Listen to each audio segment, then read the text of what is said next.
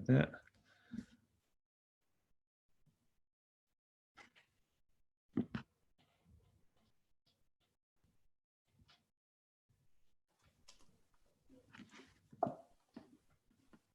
So then we are now officially live. Great. In this high-tech world that we live in. Gus Gluck shared a video. We'll edit those bits out.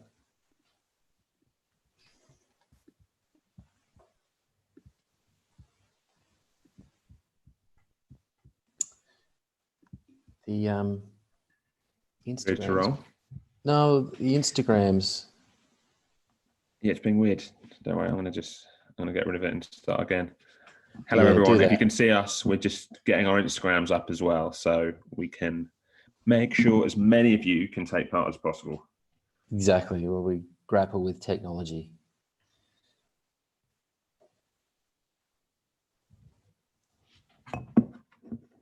It's weird that it's just like concentrating on my face.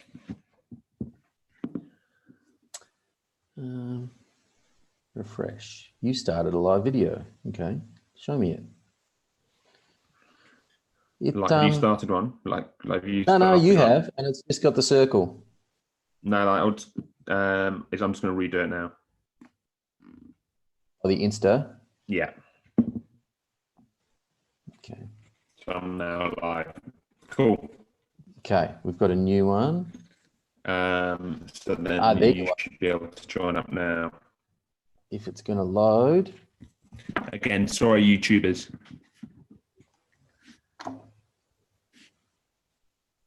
You there? Yeah. Okay, cool. I've got you now. Easy peasy. I sent a request. Yep, and accept it. And wow, yeah. And remember, turn down your volume on that one. Cool. We've got both Insta Live and YouTube. Hello, everyone. We've not been here for about 2 weeks, but we're back for another episode of Wine and Viticulture Education. My name is Gus Gluck, a London-based wine bar founder, professional taster, and now wine importer. And I am Dr. Dylan Grigg. I'm an Australian viticulturalist, and you may know me by my Insta handle, G Dilla, cryptically titled. So this is our continuation of our viticulture and wine series. We try to make this as conversational but as informative as possible. So all questions are welcome, whether that be on Instagram or YouTube. But no matter what, after this kind of talk is available on YouTube on our channel. So just go to my bio and subscribe. But it's another massive subject this week, which is irrigation. On to you, Dylan. We'll do like a little talk. They all are, Gus. Every time we choose a subject, we think, oh, this will be nice. And then it's another big one. The deeper you dig, people have opinions. That's what happens when it comes to wine, I guess. It is true. And strong opinions. Strong opinions. But yeah, we'll try and answer as many questions as possible. Like Dylan's going to do a bit of a talk, and then we'll do a big Q&A. All right. So this week, basically, I'm just going to talk about irrigation. So we'll do a little irrigation 101, which hopefully will introduce the topic, give a bit of background, and then that will feed some questions or any questions that you might have or comments. And that's for the audience, you guys, and also for Gus to chip in when he wants. So sometimes with expert commentary from soon to be London's most famous wine importer. Thanks for that. That's very sweet. We got to plug it. Anyway, it is a big subject. Irrigation. There are entire industries and research bodies dedicated to irrigation. Not only the application, but the technology. You might not know it, but there's actually jobs, people that are full-time employed as irrigation managers, irrigation consultants. So it is a big deal and a big industry. So the plan here is to discuss general principles to encourage deeper thinking about irrigation at a little bit more detail than irrigation's bad, or you put water on your vines and it's no good for the fruit quality. So you might hear that a lot. Many people slander irrigation, like anyone that uses it is disrespecting the land or milking the soil. But I want to try and convey that this isn't always the case. I mean, I'm pretty sure everyone watching this, all 5 of us, have got we got wine bottles open on the kitchen bench now. I mean, doesn't mean we're a blithering drunk, but we have these, and if we respect what we have, we can use it responsibly. So what is irrigation? Irrigation is the application of water to a crop over and above natural rainfall. These days, it's a highly technical field, and it's directly applied in measured doses to the plant. In the past, you might have seen pictures or heard of flood irrigation, where you open a floodgate and the whole field gets covered with water and it slowly seeps into the soil, or furrow irrigation, where you dig trenches and run water down the trenches that slowly filters into the soil. These sorts of things are highly inefficient, difficult to control. So what we'll do is refer to any irrigation, we'll refer to drip irrigation, which is the gold standard. So bear with me, YouTubers. Can I switch screen with this button? No, don't worry. And I'll do the and I'll do the Instagram. Oh, you're going to do that? Yeah. Oh, wicked. There we go. There's my nice pictures. A mature vineyard and a young vineyard with drip irrigation. So the plastic line runs along under the vines, and there's a heap of technology in that line, which means that there are little holes that can be any distance apart that you want, really. And inside is a little emitter that is automatically unclogging so it doesn't block. I'll stop sharing there, Gus. And pressure compensating. So you turn the water on and no water comes out until the pressure gets to the right point. So you're not wasting anything. So that's the gold standard. So why would anyone need irrigation? Well, if we have a look, again, Gus, we look at the water balance of a vineyard. You got that? Yeah. Kind of, it's a bit furry on my Instagram, but you can probably see it. You can see a furry vine. So a simple vineyard water balance, you've got rainfall and irrigation as inputs, losses from runoff and drainage through the soil, and then you've got plant water use, which can be cover crop or the vine, and this is your evapotranspiration, the combination of the two. So when there's a deficit between the amount of rainfall that's coming down and the amount of water that's being lost or consumed by evapotranspiration, this deficit is often replaced with irrigation. So unshare that one. But irrigation, we should remember, is only one tool to stop this and to balance. It's usually cheap and it's highly precise, but other things are mulching or soil management. So to think about this, when we establish a vineyard, you usually have the choice of starting with an irrigated vineyard or an unirrigated vineyard. Vineyards cost a lot to plant. So usually there's a provision for irrigation. You'll either irrigate by hand or you'll put in drip tubes so that you've got the option to irrigate from day one and then perhaps turn that off as the vines mature.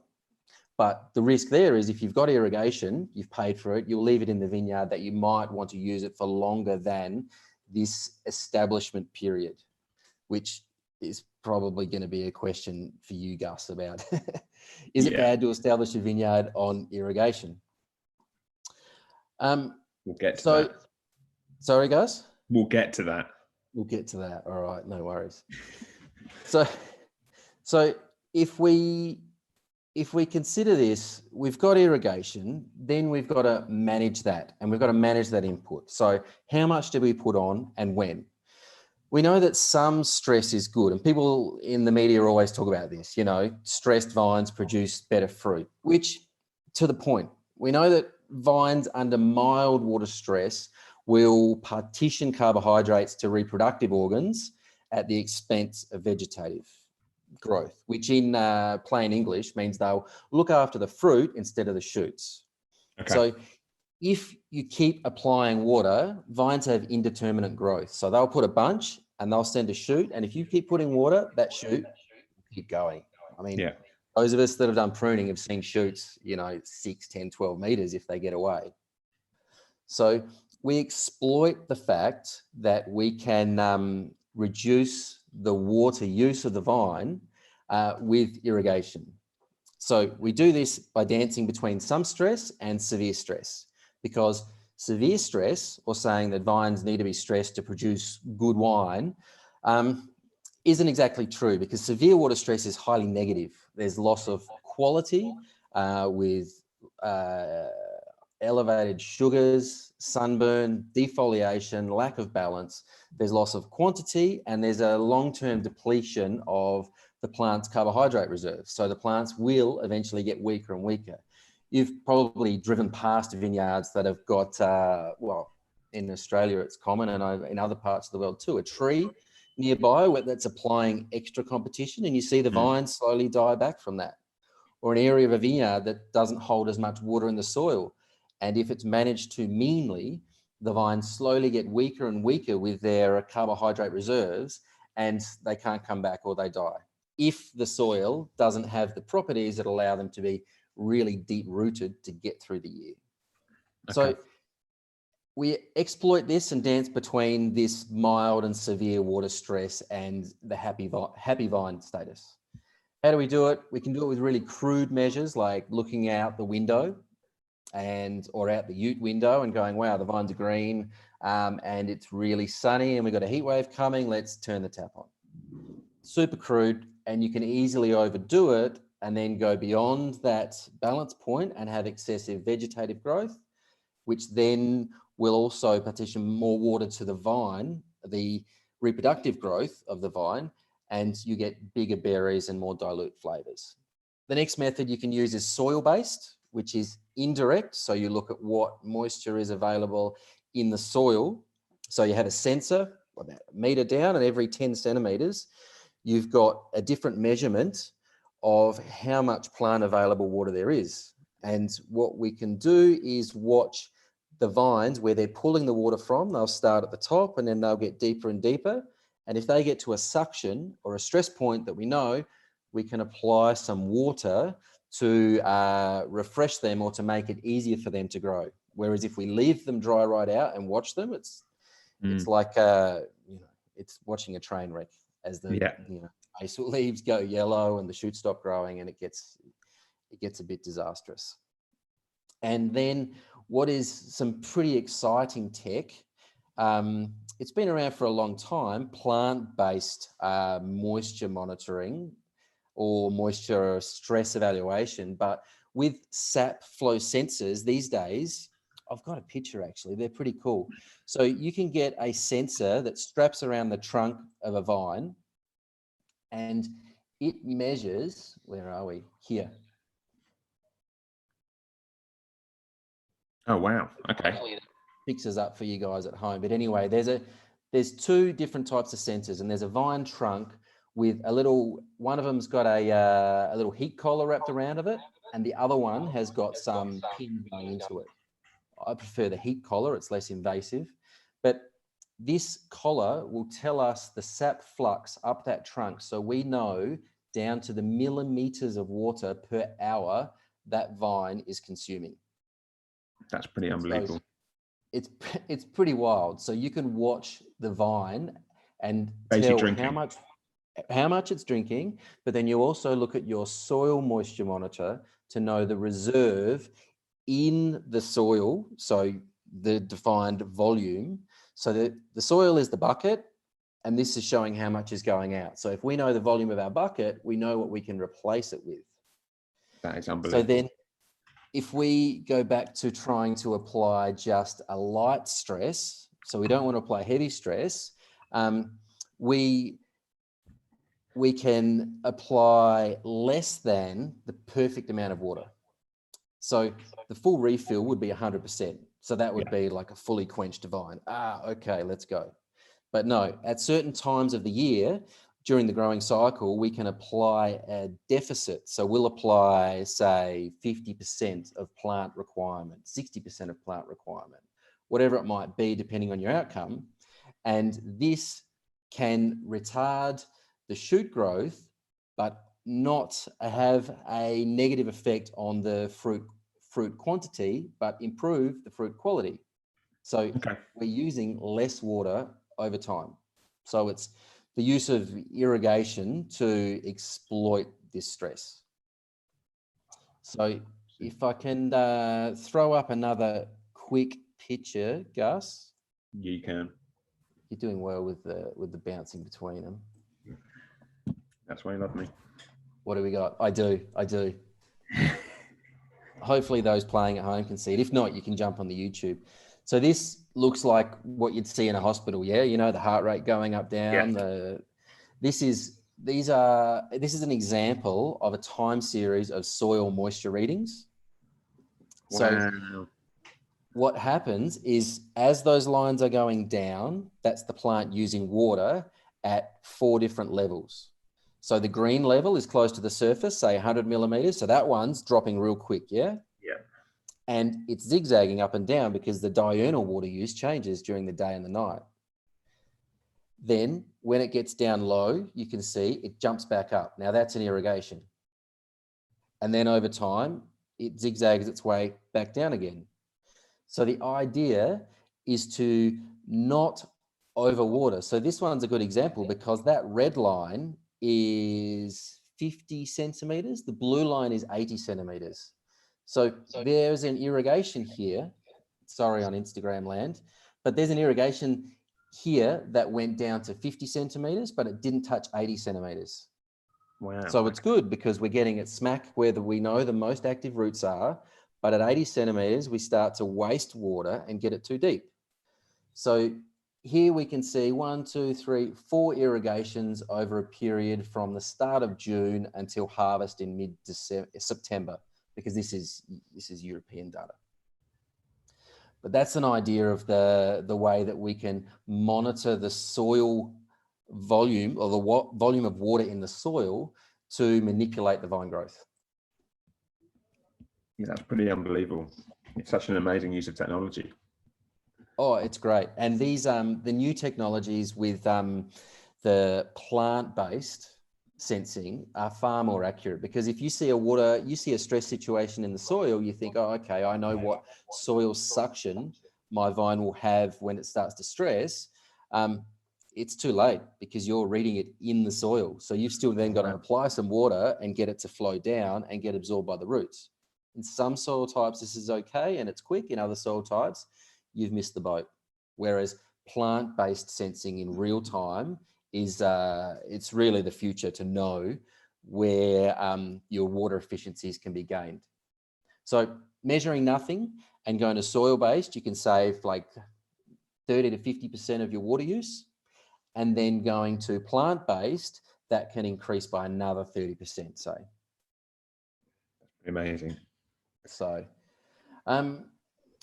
what else? So that is basically how we use moisture monitoring and technology to manage irrigation based on the evapotranspiration. And I guess one thing that I wanted to cover here is, when you say irrigation, people get this negative connotation because they're often thinking of like hot irrigated areas where sunlight is not a limiting factor, water is. So vines with their indeterminate growth, if you've got heaps of sun, you can ripen any variety. What do you need though? You need a big vine, which is the engine, and you need water. So people often get this picture of warm irrigated areas with big sprinklers or heaps of water, big vines and big tons, but it's not always the case. In cooler, more temperate climates, if a site is chosen well, which is a very important point to have good site selection and good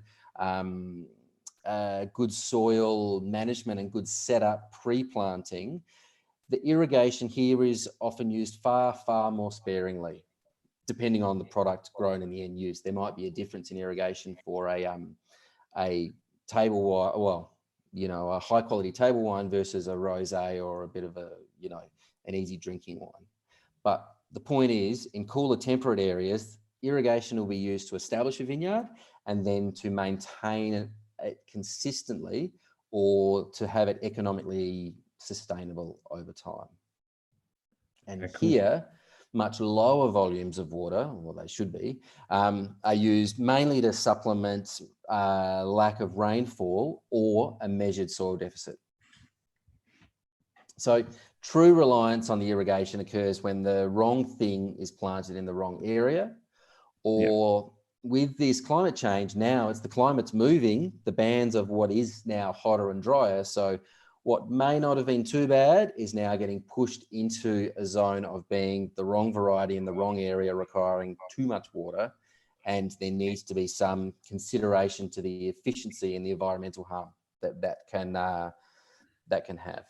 So I guess I hope that's a bit of a rundown on irrigation. People spend big bucks on water management, on technology. Like this technology to monitor sap flow is not cheap per plant. You've got to move them per plant around each year. You can't just measure one plant, because you might have a super water efficient freak plant.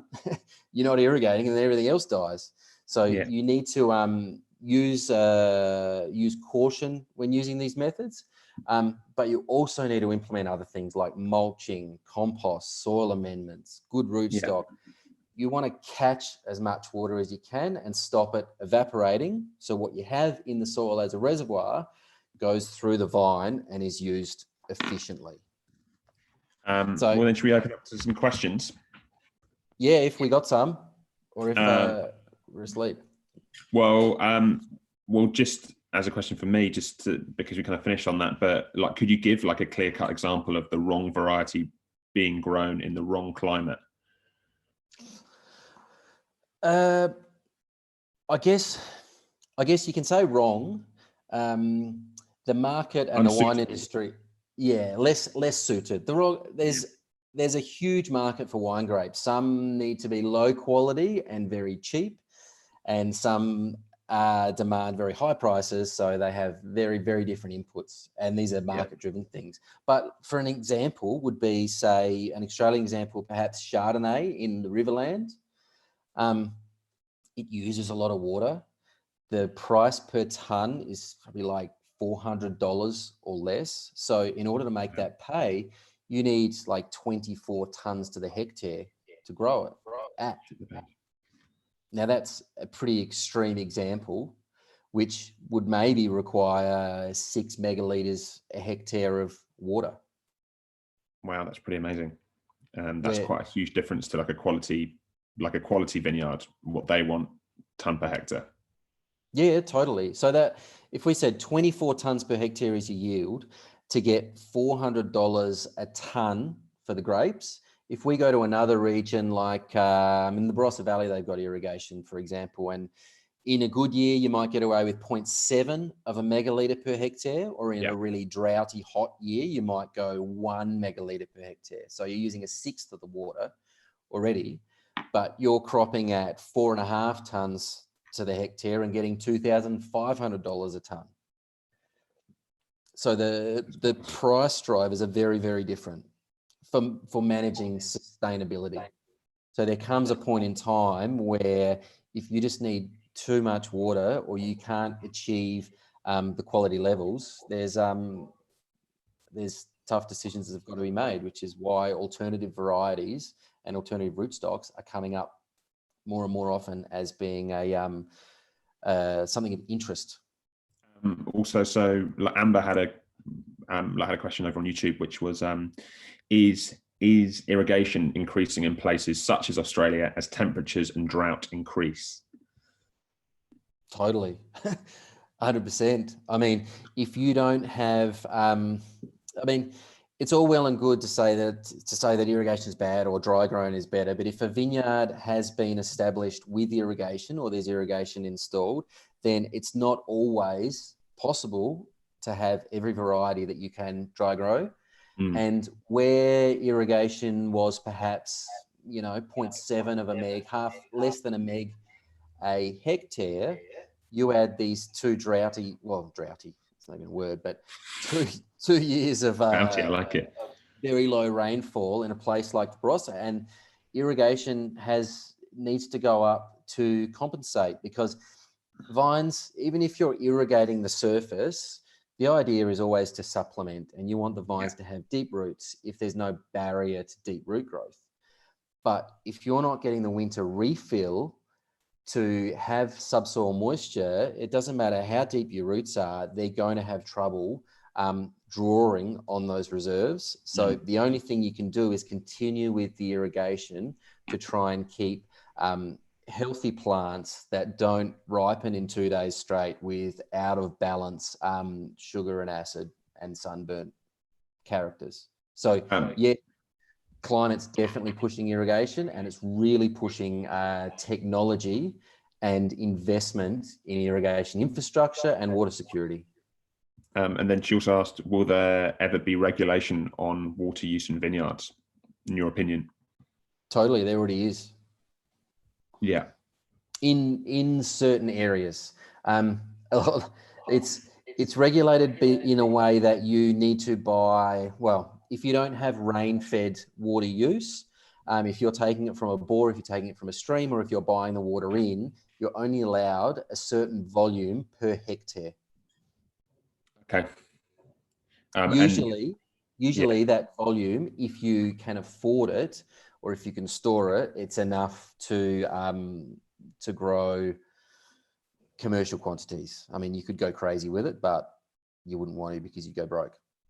So also, and there's a question from me, but can producers realistically do net zero irrigation in a warm climate?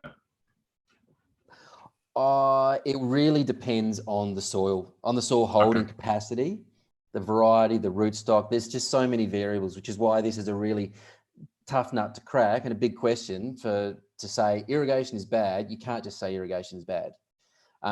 Can you dry grow? Should everyone dry grow? No, it's impossible to dry grow everywhere, simply because the vine needs a certain volume of water to get from point A, bud burst, to point B, maturity, and maturity with a quality level that we're searching for and that we're all, I guess in this discussion, we've got in mind. We're not talking, super bulk. We're not talking super cheap supermarket wines.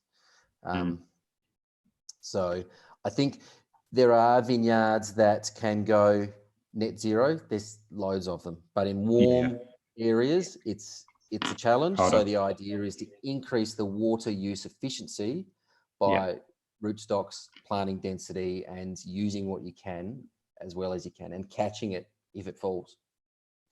Also, yes, what happens to soil if it's over irrigated? Does it affect it? Irrigation does have an influence on the soil. You might not believe it, but the impact of the droplets, because they come out of a dripper, the impact of the droplets can cause compaction, because as they hit the soil and they splash, they can separate some of the particles, and you can get these little pockets of compaction where there's a stratification of particle size. Really? But that's wild. In terms of over irrigating, really the result I think is with the vine, not with the soil. If you're going to over irrigate, the soil is going to be wet, and if it's not well drained, it will be waterlogged and become anaerobic, which will cause the roots to rot and die, and then you're going to have problems with your vines. So I don't know. Over irrigation more is an issue with the vines growing too much. Yeah, vigor and stuff. A big canopy. Yeah. You can't get spray, you can't get light, you got too much fruit, disease is a problem, and it just doesn't make sense. It costs too much to manage them. So what happens to the biological strength of a vine if dependent solely on irrigation? The biological strength of the vine. So, I mean, yeah, does it affect like the actual, yeah, so let's say if you have a vineyard that you've been irrigating ever since its first day and it's 15 years down the line, and you say, I'm going to decide to not irrigate anymore. Okay, yeah. So the question, if I rephrase it, is does irrigating a vineyard, does a vineyard become, or vines become reliant on that irrigation? And then you come in and go, no, I don't believe in irrigation, I'm turning it off. Yeah, exactly that. All right. If you establish a vineyard with irrigation and you always irrigate to the same level, so most roots are in the active soil layers, which are like 0 to 50, 0 to 60 centimeters. Okay. So if you constantly irrigate to that depth, then the roots are only going to go to that depth because they've got all they want right there. Yeah. So if that is the case and you turn off the irrigation and then things get dry, once they've consumed the water in that volume of soil, I can tell you right now, they just fall over, they'll die. Like they won't make it. You need to wean them off of the water, or the best thing is at establishment is to irrigate replicating rainfall. So irrigate not frequently and shallow, but long.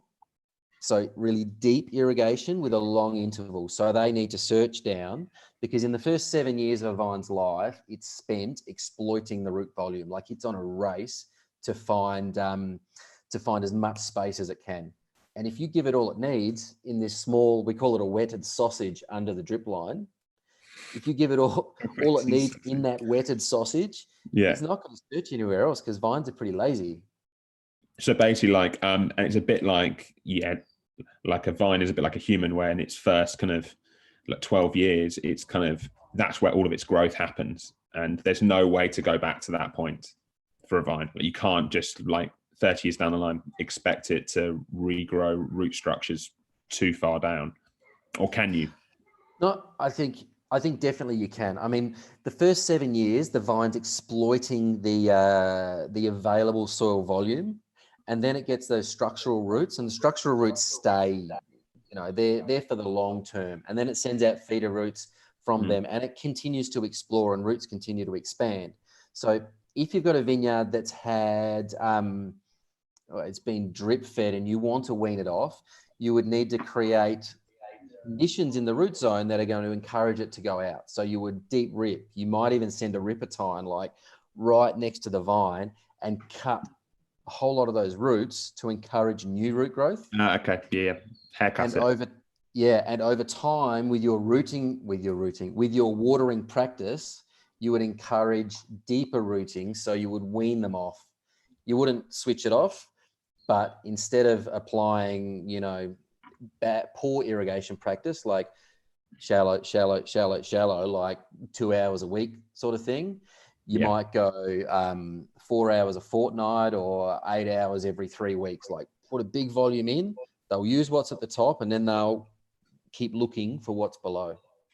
Yeah.